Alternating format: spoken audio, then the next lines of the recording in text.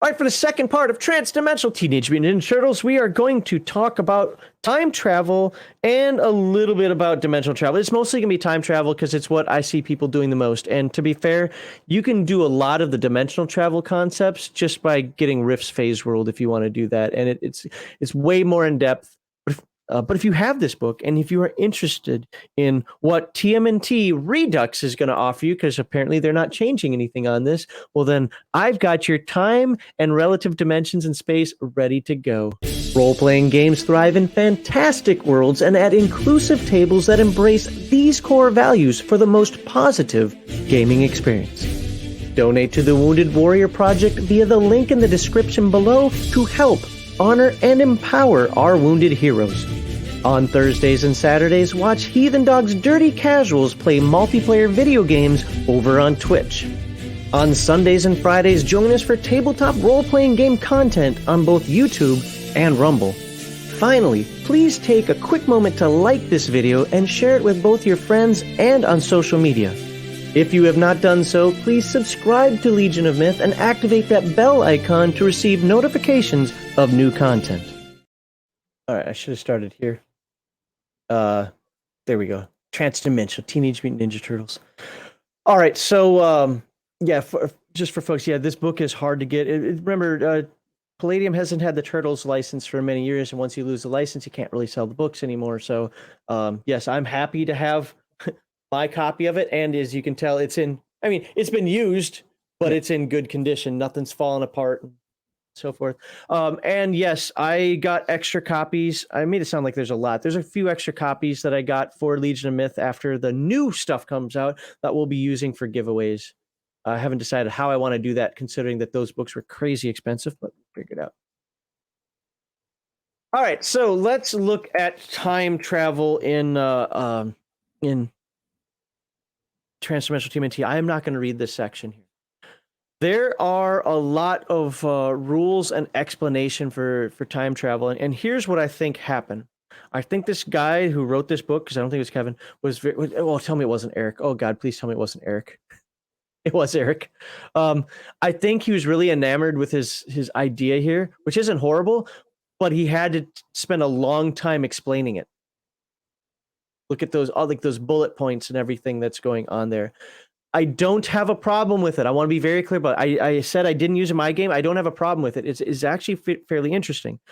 So temporal energy is a force. There's two real aspects about temporal energy. It's a force, and it's a force that moves you forward in time 60 seconds every minute. Makes sense, right? If you want to change that, if you want to, move slower and only move, basically move backward in time, so to speak, and only move 45 seconds every minute, you're going to have to expend some energy to push back against that tidal wave.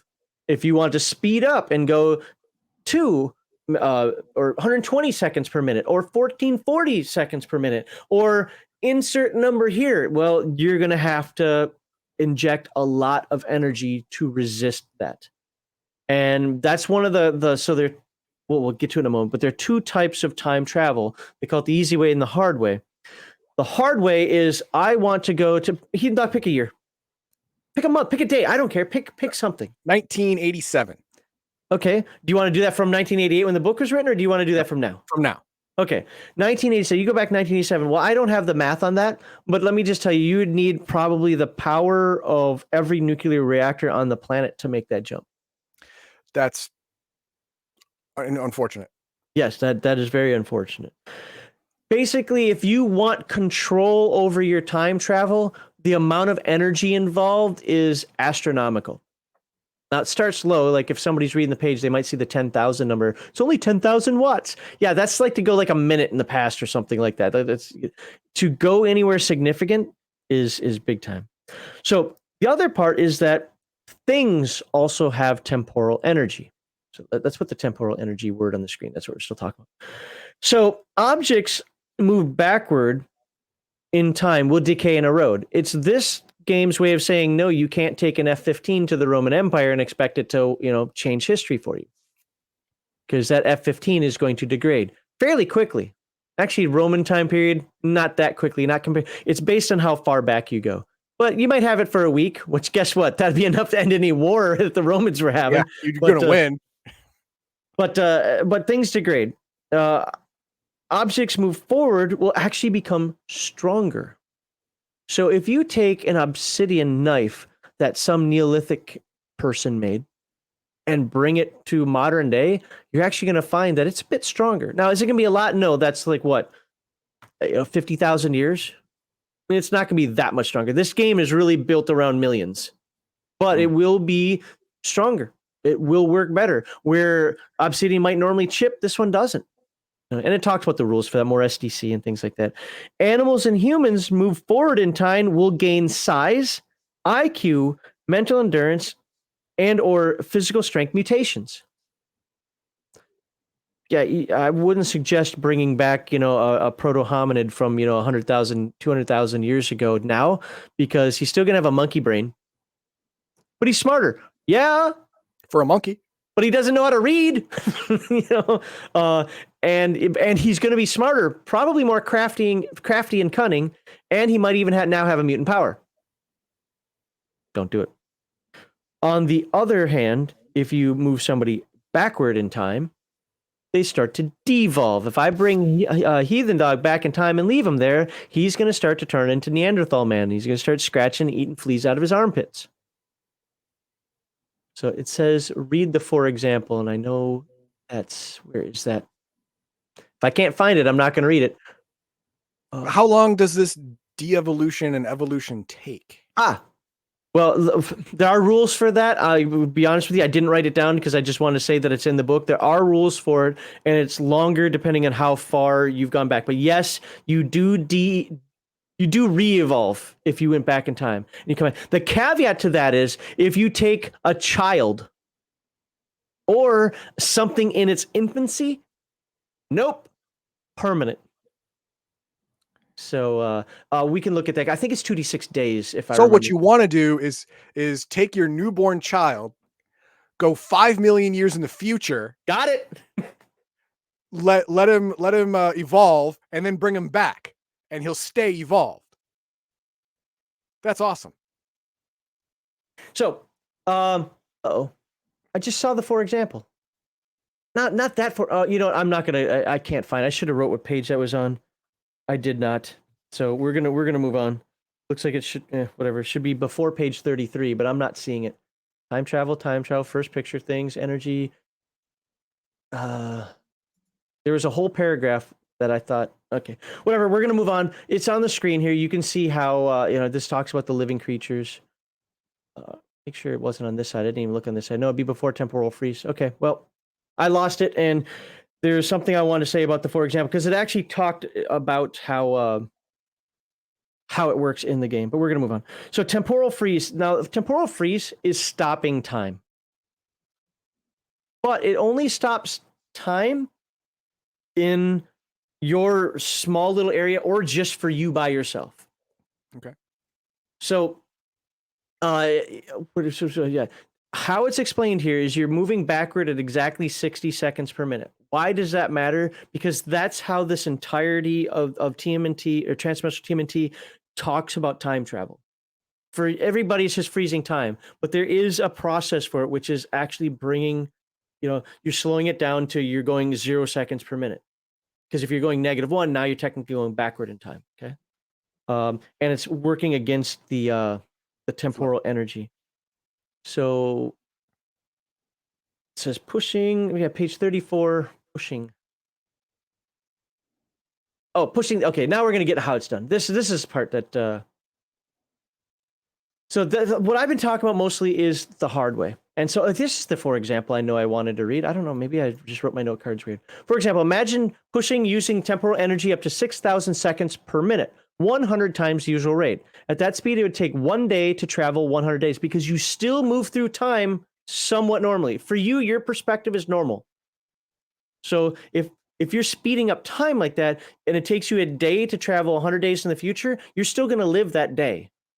Oh, it's very much like the Time Machine book, the H.G. Wells Time Machine, where he would go forward or go backward in time, and you would see time moving all around him faster as he's experiencing. He's actually sped up, mm-hmm.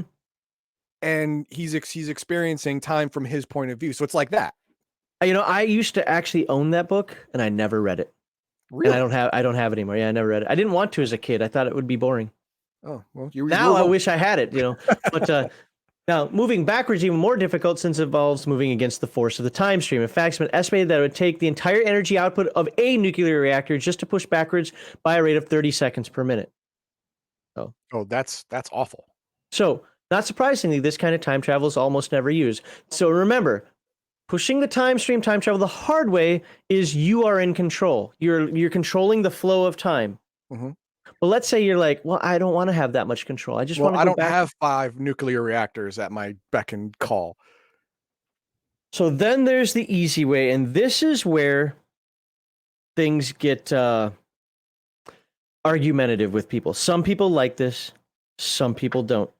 Okay. How you do it, let me just go to this chart. Oh, wait, scroll down. There's a chart to look at. You have what's called twists and cycles. So what year is it today? As we record this? 2024. So what is 125 years ago? That would be 1899? 1899, you're right.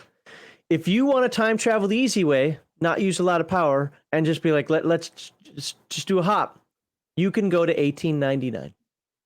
Now, what if you want to go to 1900? Well, then you go to 1899 and you wait a year.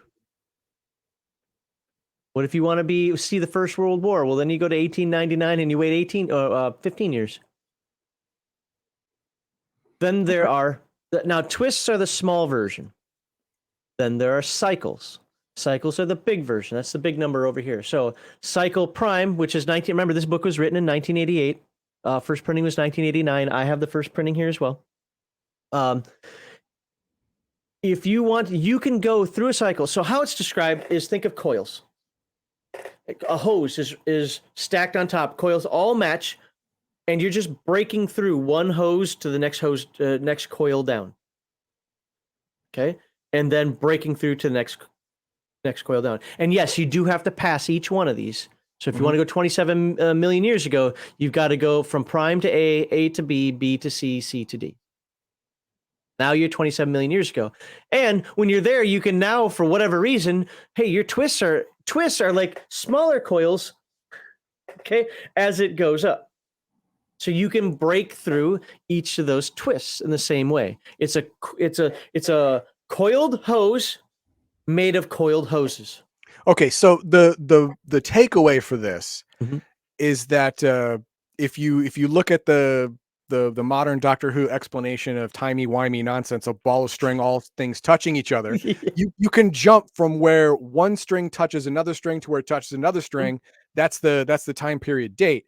And then you can jump along the string in the twists. So you could do the math and get real close to where you actually want to be, but you'll never be perfect. You'll never be able to hit your exact date.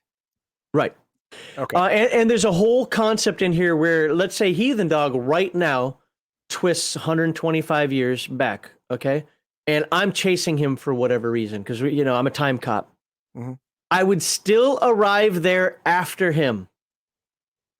The only way for me to get there before him would be to do 2 twists and then wait 125 years for him to show up. I don't live that long. Or you could sit down and do all the math you want.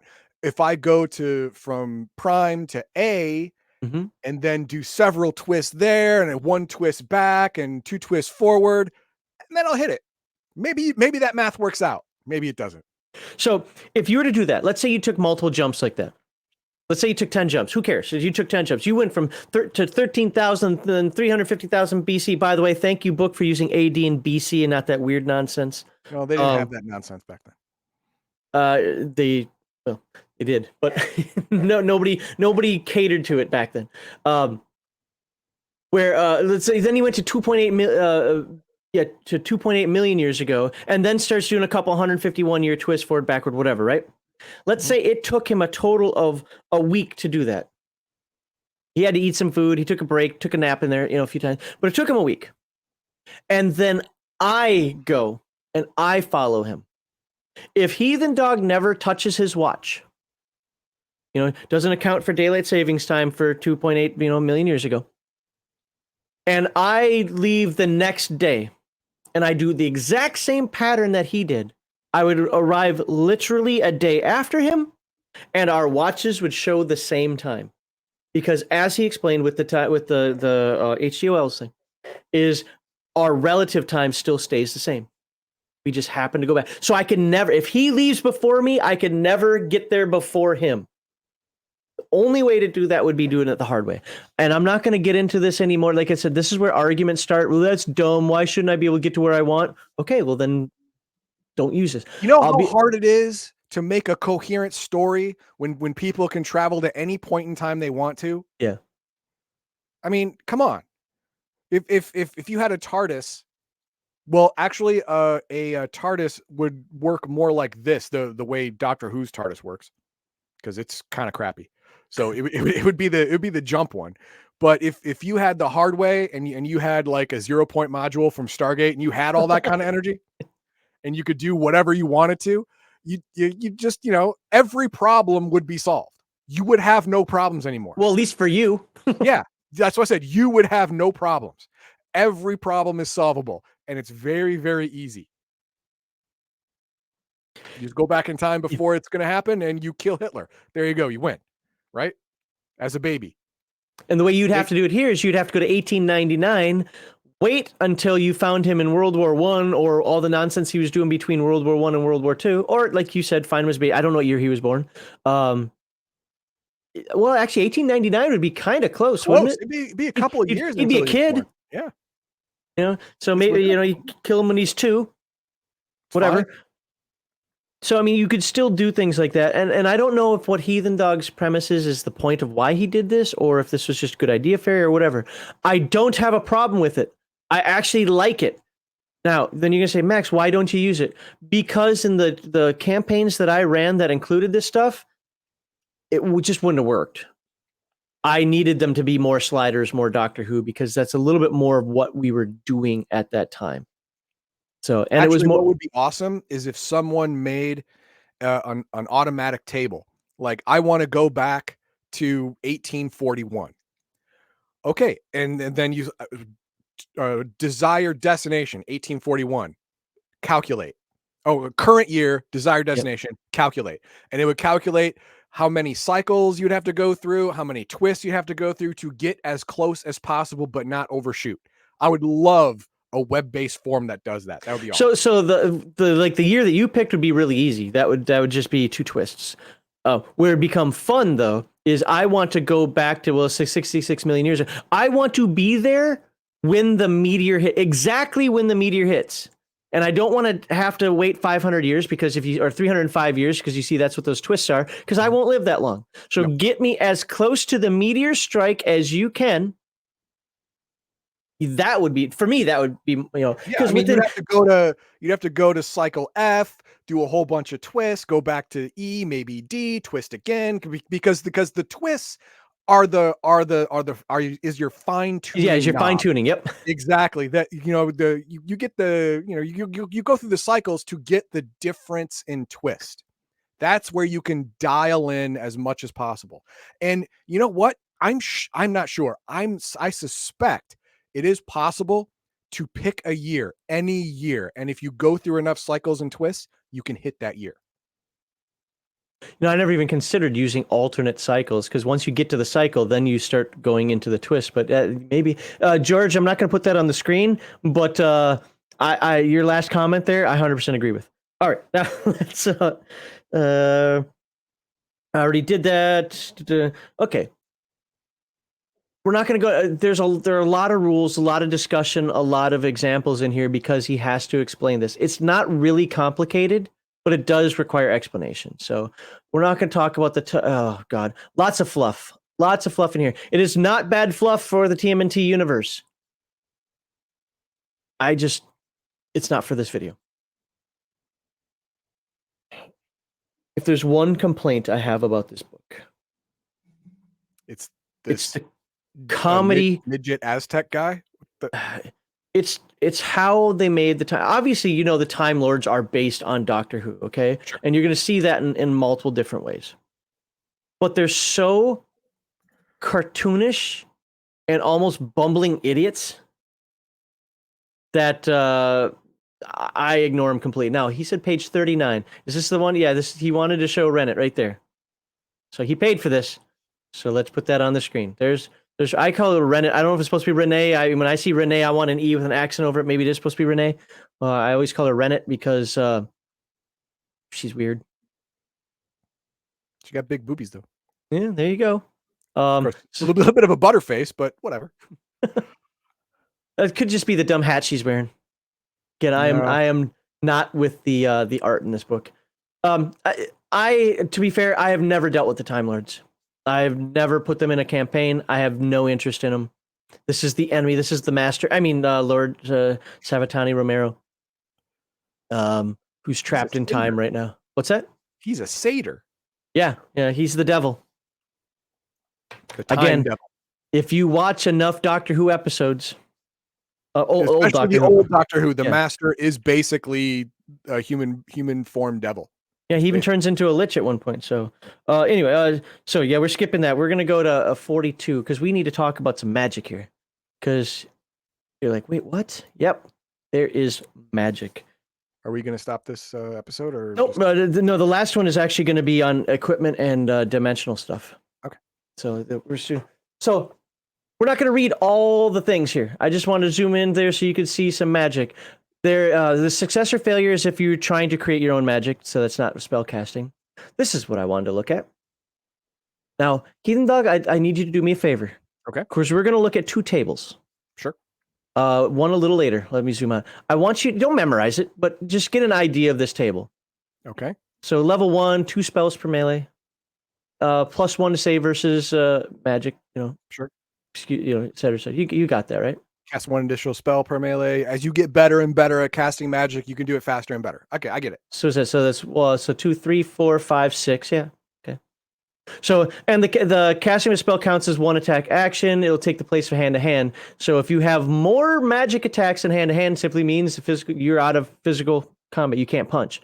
Flip side, if you have more hand to hand, remember this is back in the days when you had 2 attacks per round, not 4. And then we've got some spells here.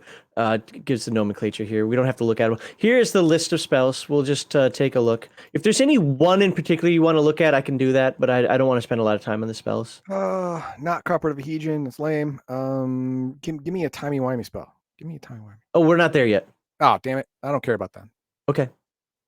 Well, these are spells. Now, again, these are new to TMNT because with the exception of Heroes Unlimited, TMNT didn't have magic. So... now you do. All right, and it gives your spell descriptions and so forth. And there we go. Time Lord magic. That's what. Hang on. Dice Chuck. This is a transdimensional TMNT. That's what we're looking at. Transdimensional TMNT. And now, why am I looking at this? Because with TMNT Redux coming out by Palladium, and Palladium says that there might be some layout changes and so forth, but not changing what's in the books. This overview should still be accurate. Yeah, it should be relevant. I'm nervous that there'll be a couple because I saw a couple of let's say words, a couple of things in here that I'm like, I wonder if that gets changed because of modern sensibilities, but we'll see. I hope not. All right, so we have Time Lord magic. So player characters start as apprentice Time Lords. This you can be a Time Lord character. Heathen Dog didn't roll that. He rolled the Time Forgetful character, but the super future character. That's right. Yeah, that's right. You were the super future character. Total number of spells cast per day is 4 at first level because you're a Time Lord. Yeah. Now, to be fair, you're casting Time Lord spells. It's stuff that people don't have access to.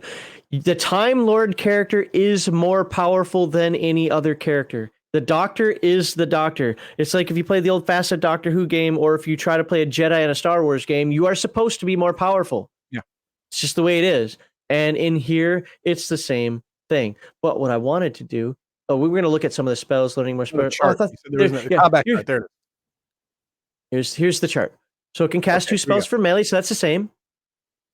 +1 to save versus spell. But here we go. 10% to save versus temporal energy change. Time Lords can go back in time and not suffer the detrimental effects.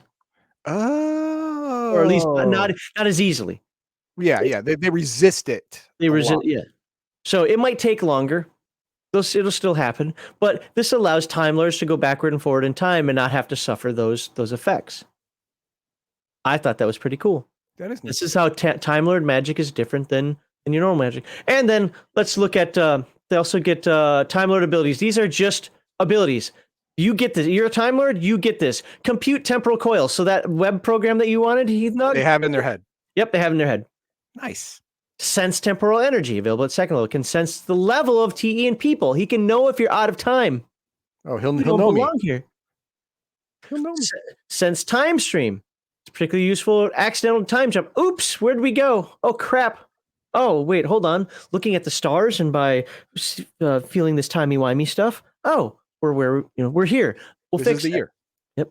Sense magic. Well, there you go. Now you can actually determine when other magic's nearby. Sure. Another Time Lord, so to speak. And sense temporal magic and temporal disturbance. Any time spells or time travel devices used in the vicinity will be instantly noticed. These aren't spells. He doesn't roll for this. This just happens. This is if it were an OCC, this would be the OCC abilities. You just get them.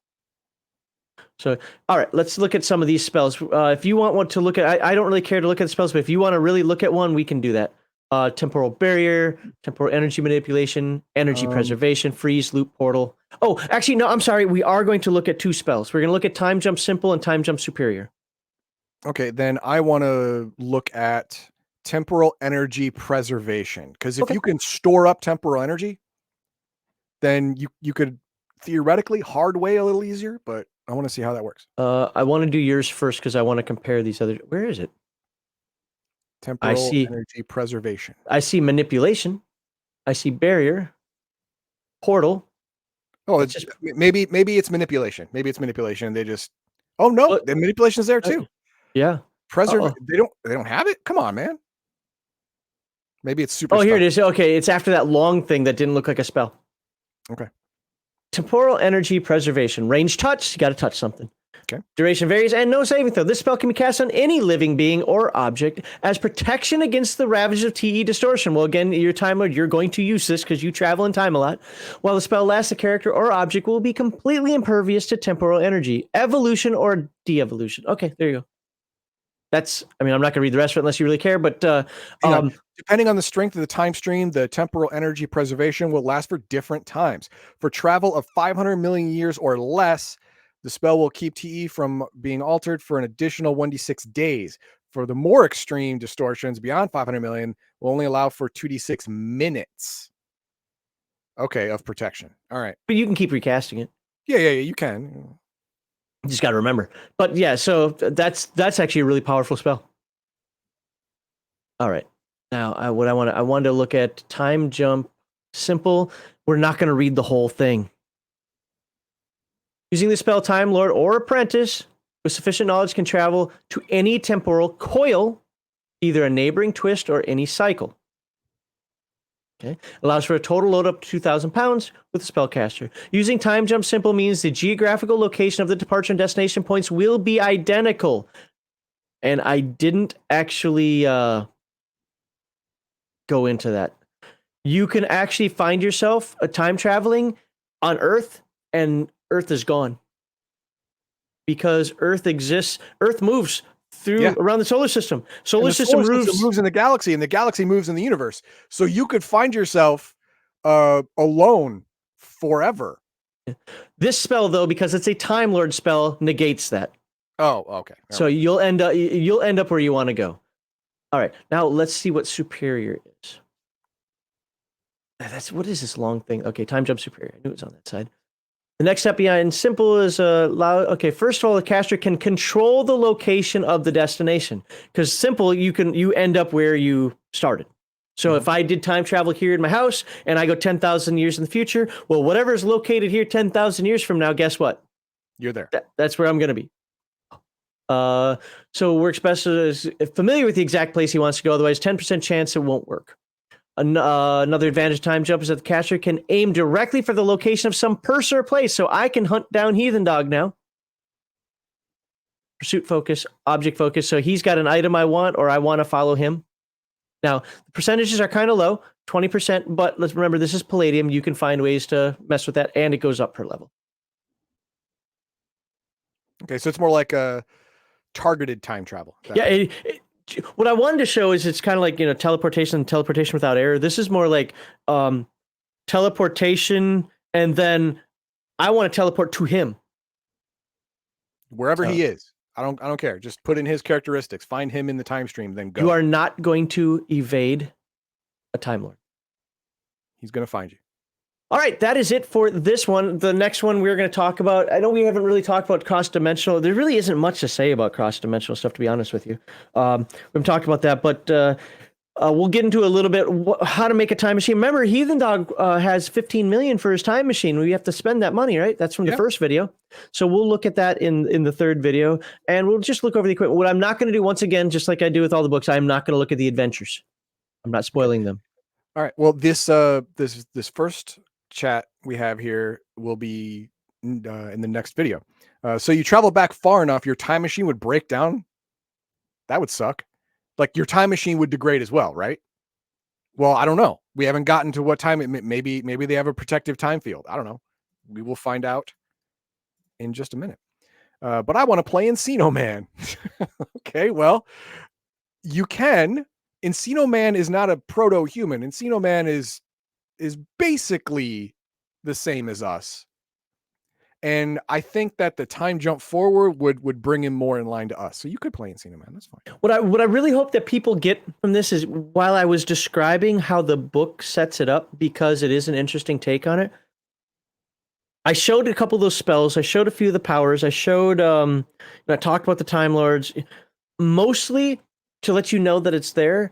But really, this next video is going to let you do kind of whatever you want. But this book is a great resource, as he said. Well, for me, I call it a buffet. I forget what you call it. A la carte. A la carte, where so you just pick and choose the aspects that you like. It is really good for that.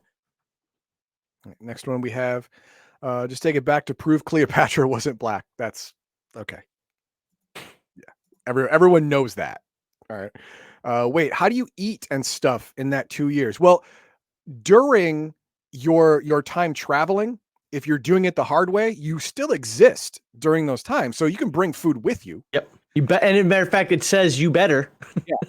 And if you do it jumps, the jumps are instantaneous, but maybe you have to recharge or reload, whatever. And you should bring food and water then too, so you can eat during those times. Right. So again, when we get to the time machine, we'll know more about that. And that is it. Okay. All right. Well, like, subscribe, share. Thank you very much for this. I hope you like this. I know I skipped a lot. Again, I'm not going into time, just showing you that they're there. We showed how the first video is how to create a character, or what you can expect from character creation is a better way to say that. Second one is like more about, okay, well, how does this game handle time? Notice it didn't talk much. Like, I know I skipped over. You can be like, but you scrolled over that. There isn't much about cross-dimensional stuff. Not yet. We'll have a little bit more of that in the third video. And that third video is going to be time machines, cross-dimensional devices, how to handle weird things in the world that may have changed or may be different. You've watched Sliders, right? The old Sliders show. If not, go check it out. They went to Earth every time, but that wasn't always the same Earth. And how do you do things like that?